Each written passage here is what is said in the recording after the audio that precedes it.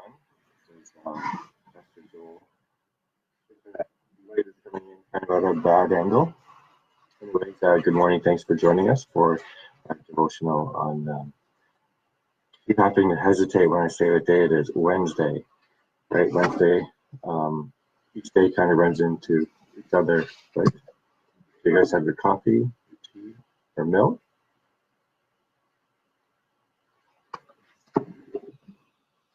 My keyboard's in the way of the microphone. Today I want to read one of my favorite passages, and I'll just kind of read through it and make some comments. And it's from John chapter 15. Whoa.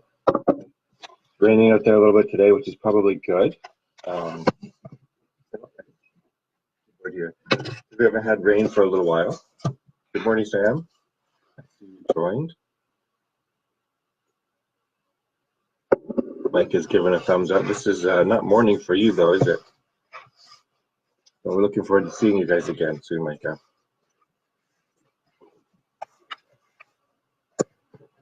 Okay, so John 15, this passage became most meaningful for me when I was away at Cape Away after high school in Austria.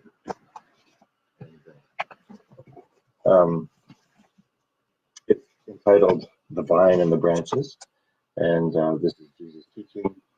Like chapter 14, 15, 16. If you have a red letter Bible, it's like all red. It's like 17. It seems like it's even longer than the Sermon on the Mount. This section here is just tons of Jesus' teaching as he's near the end of his life. And this is very near the end of his life. This could even be like the day before. Yep, we got to chapter 18. He says, when he had finished praying, Jesus left with the disciples and crossed the Kidron Valley, and then now Judas betrays him. So this is the words that Jesus is saying right before he dies, right before the process, the few days leading up to his death. So if you knew that a good friend of yours was just about to die, and he has final words for you, you're going to pay attention, right? This is what I want you to know. And so here's part of this that Jesus wants us to know. He says, I am the true vine, and my Father is the gardener. He cuts off every branch in me that bears no fruit, while every branch that does bear fruit, he prunes, so that it will be even more fruitful. You are already clean because of the word I have spoken to you. Remain in me as I also remain in you. No branch can bear fruit by itself, it must remain in the vine. Neither can you bear fruit unless you remain in me. So, good morning, Brad. How are you doing? Are you in the States? Where are you? Are you traveling around?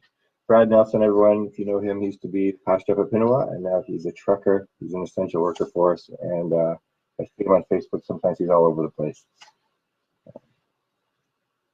Anyways, good to see you here. So we see here that obviously Jesus is the vine, we are the branches, and then he says, my Father is the gardener, and sometimes he says, my Father prunes the branches.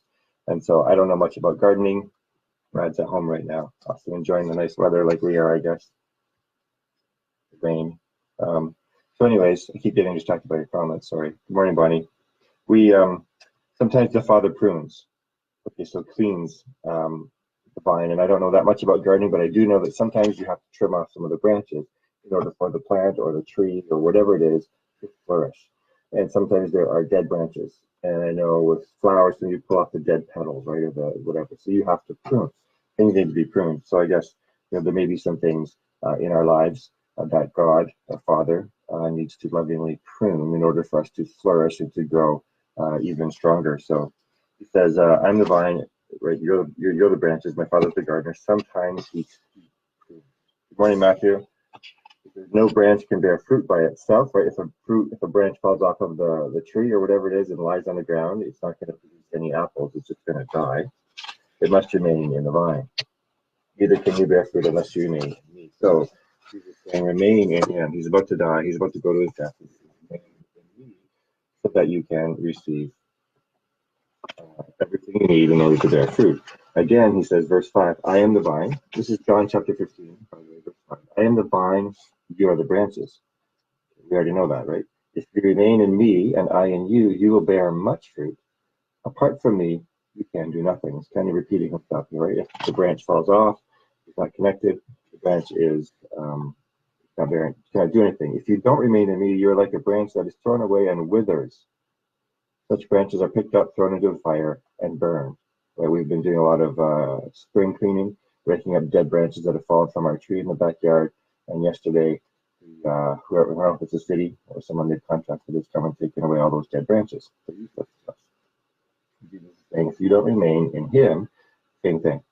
Like you can't do anything, and you just useless, thrown up, picked up, thrown in the fire and burned. It says, if you remain in me and my words remain in you.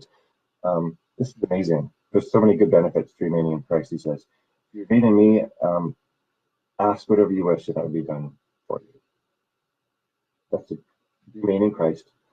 Ask whatever you want, it will be done for you. This is to my Father's glory that you bear much fruit, showing yourselves to be my disciples. Again, the fruit is in the pudding, right? The fruit is in the fruit. A good tree bears good fruit. An apple tree bears apple fruit, apples.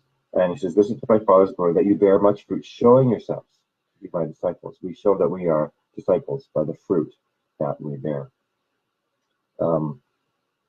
As the Father has loved me, verse 9, so have I loved you. Now remain in my love. So remain in his, he loves us. If you keep my commands, you will remain in my love. Were you wondering how do we remain in Jesus' love? Well, he tells us, if you keep his commands, you remain in his love. Just as I, Jesus, also kept my Father's commands and remain in his love. He's not asking us to do anything that he hasn't done already, right? So I have told you this so that my joy may be in you and that your joy may be complete. You see, by remaining in the vine, when we remain in Christ, we ask in prayer, and he says it will be done for you. We have love, we have joy. I have told you this so that my joy may be in you and that your joy may be complete. And then he says, my command is this. Remember before he said, if you do my commands, you remain in me. That's how he says, here's my command, verse 12. Love each other as I have loved you. So this is his command. This is how we remain in Christ, loving each other. Greater love has no one than this, to lay down one's life for one's friends. Have you ever recoiled or heard of people who recoil at the fact that God is calling God our friend, or saying I'm a friend of Jesus? Well, he says right here, greater love has no one than this, to lay down one's life for one's friends. Obviously, Jesus did that, and he says, "You are my friends." He's saying this to his disciples, and I think that's for us too. You are my friends if you do what I command. What was his command? Remember, love each other as I have loved you, and that's how we remain in him. So we are his friends. You are my friends if you do what I command. I don't call you servants anymore, he says, because the servant does not know his master's business. Instead, I've called you friends. For everything that I learned from my Father, I have made known to you. You didn't choose me, but I chose you and appointed you so that you might go and bear fruit that will last, so that whatever you ask in my name, again, he says that again, whatever you ask in my name, the Father will give you. And just one more time, in case you've forgotten, verse 17, this is my command, love each other. So remaining in Christ. One time it was explained to me when I was at Cape May, I've never forgotten it, I probably shared with you before, but imagine yourself as a branch. Okay? And so here's the branch, okay, and I'll have to move a little bit here. At the end of the branch is fruit. So if you're an apple tree, there's apples. If there's peaches, or whatever the fruit is, okay, out here, where my hand is. But the branch needs to stay connected to the trunk of the tree, to the vine, because through the roots, through the ground, all these nutrients and whatever we need, we receive, and then fruit is produced, right? And so it was explained to me, how do you stay connected? By looking. Okay, if you look at Jesus, that's how you stay connected. We're focused on him, we're not focused on ourselves. And as long as we keep that connection, then the nutrients or whatever it is that we need in order to produce fruit is just produced. It's kind of a natural growth. But what happens is sometimes we think, oh, I want to look at, am I bearing any fruit? It's not working, I don't see anything. And I want to try, I've got to create, I've got to be more loving, I've got to be more generous, I have to be kind, and I'm trying hard, but it's not working. Why isn't it working? Because that connection is, the connection is looking at Jesus. not looking at ourselves, not worrying about our fruit, how good I'm doing, or if it's actually happening. If we just focus our eyes on Jesus, this is how we stay connected to the vine.